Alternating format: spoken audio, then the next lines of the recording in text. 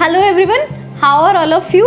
So I know many of you might be waiting for your 10th class results to be out, and because of this pandemic thing the results have been delayed. Now probably the results would be out somewhere in July, but let's see how to proceed further. अब आगे कैसे करना चाहिए और क्या करना चाहिए, right? I know many of you might be there to guide you कि हाँ भाई इस तरह ये पैटर्न फॉलो करो, इस तरह स्टडी करो, इतने नंबर ऑफ आवर्स पढ़ना चाहिए 11th-12th में. But here I am to guide you through a list of things that you shouldn't do. क्या नहीं करना चाहिए हम पहले वो समझेंगे. कुछ ऐसी मिस्टेक्स जो अवॉइड करी जा सकती हैं so that the next 2 years of your life, that is 11th and 12th, which are definitely the most crucial years of your life, these mistakes can be avoided. You might have already figured out कि आपको आगे क्या stream choose करनी है, right? Be it arts, commerce, medical, non-medical, anything that suits you the best.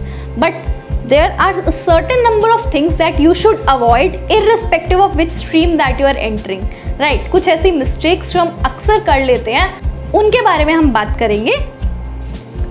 So number 5 is waiting for the actual classroom sessions to start. I know many of you might be thinking at it as a buffer period कि हाँ भाई relax करने को मिला है. There's hardly any pressure from school or elsewhere. The results have not been out yet. तो अब ये टाइम हम रिलैक्स करते हैं और जब एक्चुअल क्लासेस स्टार्ट होएंगी हम तब पढ़ना स्टार्ट कर देंगे. And if you are of such a mentality, believe me, this is the biggest mistake that you are committing, right? I am not saying you कि हाँ भाई अभी पढ़ना स्टार्ट कर दो, रोज़ 11-12 घंटे पढ़ा करो. It's insane. अगर कोई आपको इस समय ऐसे बोल रहा है कि आप 12 घंटे पढ़ो, so it's definitely insane. All I am asking you is get a head start.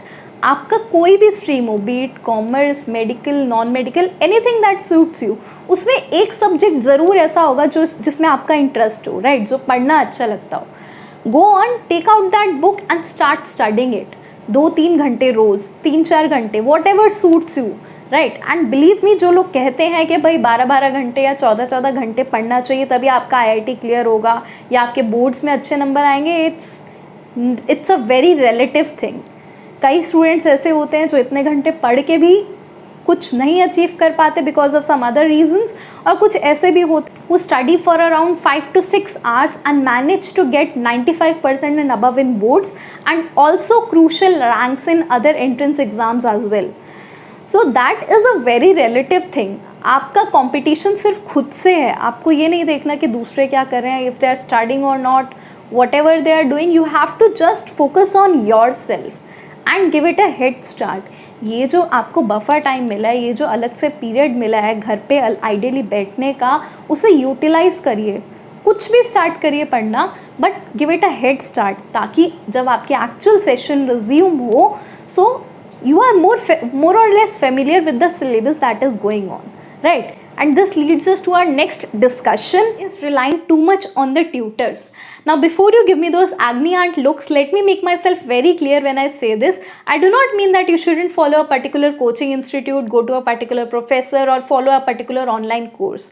All I am saying is to first be self-motivated to achieve a particular task. If you are not motivated enough to give a head start to a task, no teacher, no professor, even the best professor in the world can't help you achieve it, right? So the real motivation lies within, and if you are not motivated enough, no external motivation can help you in achieving that goal.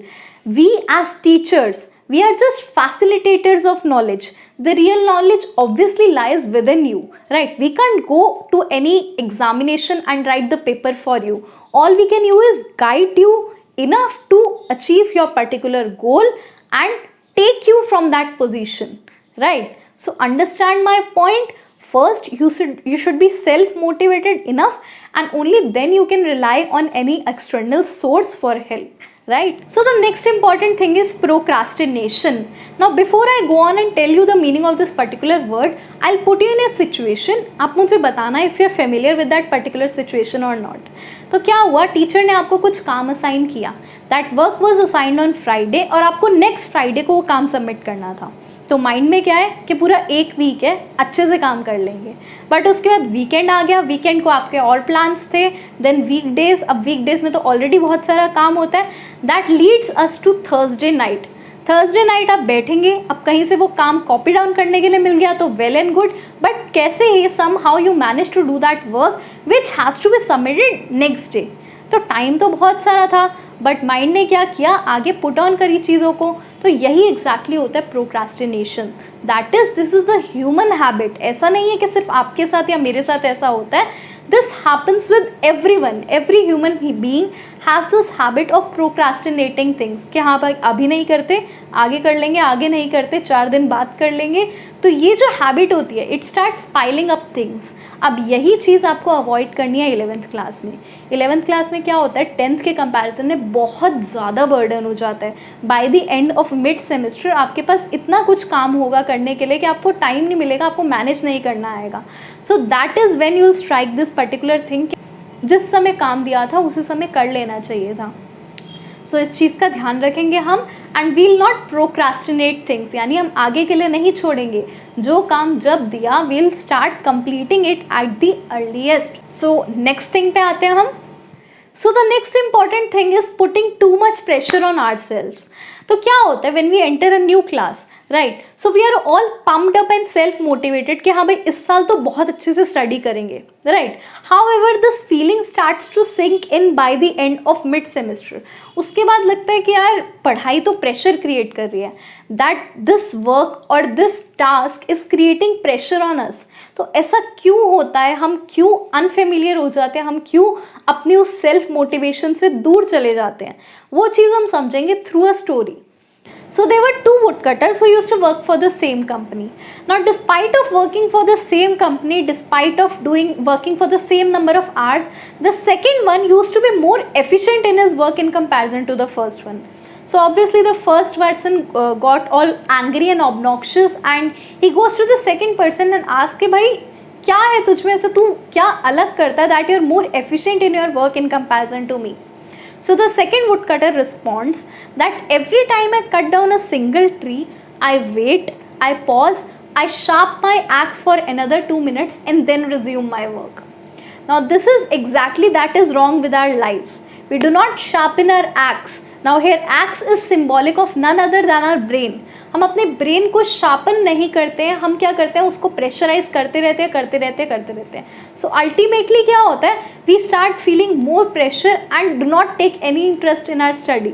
Rather the studies और the study sessions, classes, everything starts to become boring, right? So this is one mistake that I would like all of you to avoid, so that it does not create more pressure or more burden by the end of 11th class, right? So I hope all these tips turn out to be useful for you and you plan your activities accordingly so that they keep you all motivated and jammed up for the next 2 years.